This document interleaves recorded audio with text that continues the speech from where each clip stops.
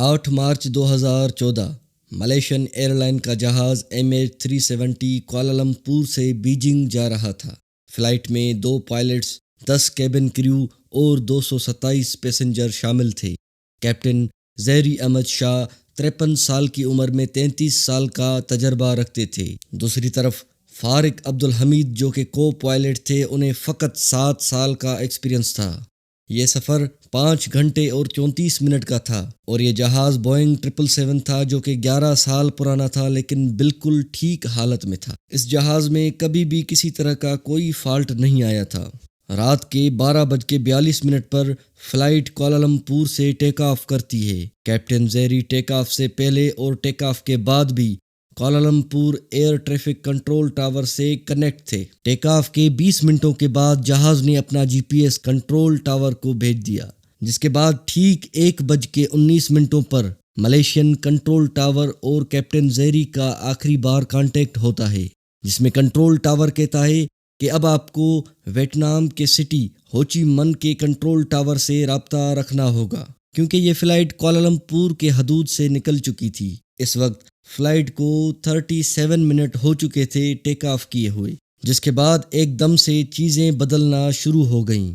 Flight اچانک سے ہوچی من اور کوالالمپور کے ریڈار سے غائب ہو جاتی ہے، جس کے بعد کوالالمپور کے لیے یہ ایک بہت ہی نارمل بات تھی، کیونکہ انہوں نے یہ سوچا کہ فلائٹ اب ویتنام کے ایئر اسپیس میں داخل ہو چکا ہے، اور دوسری طرف ہوچی من نے MH370 کو غائب دیکھا تو انہیں کچھ غلط لگا۔ اب ہوچی من ریڈار کیپٹن سے کانٹیکٹ کرنے کی کوششیں کر رہے تھے، لیکن کوئی کانٹیکٹ نہیں ہو رہا تھا۔ 18 منٹ کی مسلسل کوششوں کے بعد بھی جب فلائٹ سے رابطہ نہ ہو پایا تو ہوچی من کے ریڈار نے کوالالمپور کے ریڈار کو اس صورتحال سے آگاہ کیا۔ عام طور پر ایسے واقعات میں تقریباً 1 گھنٹے میں ریسکیو سینٹر کو اطلاع دیا جاتا ہے، جبکہ اس کیس میں کوالالمپور نے 4 گھنٹوں کے بعد انہیں اطلاع دیا۔ اس وقت صبح کے 6:15 ہو رہے تھے اور یہ وہی ٹائم تھا کہ جب فلائٹ کو بیجنگ میں لینڈ کرنا تھا، لیکن اس کا دور دور تک کوئی نام و نشان نہیں تھا۔ صبح 6:32 پر سرچ آپریشن شروع ہوتا ہے، جس میں 7 ملکوں کے 34 شپس اور 28 ایئر کرافٹ نے گلف آف تھائی لینڈ اور ساؤتھ چائنا سی کے درمیان ڈھونڈنا شروع کیا، لیکن اس جہاز کے کوئی آثار دکھائی نہیں دے رہے تھے، اور یہ خبر دنیا بھر میں اب تک وائرل ہو چکی تھی۔ فیکٹ آئیوڈ کے ایپیسوڈ نمبر 5 میں آپ کا خوش آمدید۔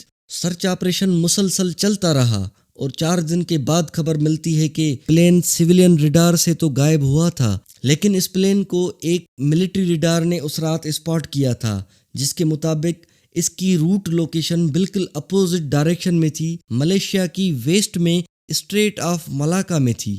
یہ رات کے 2:22 پر اس جہاز کی لوکیشن تھی۔ اس کے کچھ ہی دن بعد سیٹلائٹ سے معلوم ہوتا ہے اس رات پلین نے سیٹلائٹ میں لاگ ان کرنے کی کوشش کی، جبکہ کوئی ڈیٹا ٹرانسفر نہیں کیا گیا پلین کی لوکیشن کے بارے میں، مطلب کہ سیٹلائٹ کے پاس اس کی لوکیشن کے حوالے سے کوئی علم نہیں تھا۔ اب کچھ سائنٹسٹ سیٹلائٹ کے اینگل کے حساب سے کیلکولیشن کر کے پلین کہاں پر ہوگا یہ معلوم کرنے کی کوشش کر رہے تھے، لہٰذا پلین کی اسپیڈ، فیول اور سیٹلائٹ کے اینگل کے حساب سے سائنٹسٹ نے ایک جگہ بتائی جسے 7th ارک کہا جاتا ہے، وہاں اس پلین کے آثار مل سکتے ہیں۔ اپریل 2014 کے بعد فضائی سرچ آپریشن کو بند کر دیا گیا، جس کے بعد ڈیپ اوشن سرچ کی جانے لگی، جو کہ اس وقت کا دنیا کا سب سے بڑا سرچ آپریشن اور مہنگا سرچ آپریشن تھا، جو کہ سالوں تک چلتا رہا، لیکن پھر بھی کچھ حاصل نہیں ہوا، لہٰذا 3 سالوں کے بعد $160 ملین خرچ کرنے کے بعد اس آپریشن کو بھی بند کر دیا گیا، جس کے بعد جولائی 2015 میں اس پلین کا پہلا ٹوٹا ہوا حصہ پایا گیا رینیون آئیلینڈ پر، جس کے بعد ملیشین پولیس نے انویسٹیگیشن شروع کی۔ انہوں نے پلین میں موجود ہر فرد کا بیک گراؤنڈ چیک کیا تاکہ یہ معلوم ہو سکے کہ کہیں یہ پلین ہائی جیک تو نہیں ہوا، جس کے بعد کچھ تھیوریز سامنے آئیں۔ پہلے تو یہ کہا جانے لگا کہ کیپٹن نے جان بوجھ کر ٹرانسپورٹر بند کیا اور پلین کو کریش کیا کیونکہ وہ ذہنی طور پر ٹھیک نہیں تھے، لیکن بعد میں یہ بات بھی غلط ثابت ہوتی ہے۔ پھر ایک اور بات سامنے آتی ہے کہ پلین کو ہائی جیک کیا ہوگا، جس کا شک 2 پیسنجرز پر جاتا ہے جن کے پاس فیک پاسپورٹس تھے اور یہ دونوں ایرانین بندے تھے،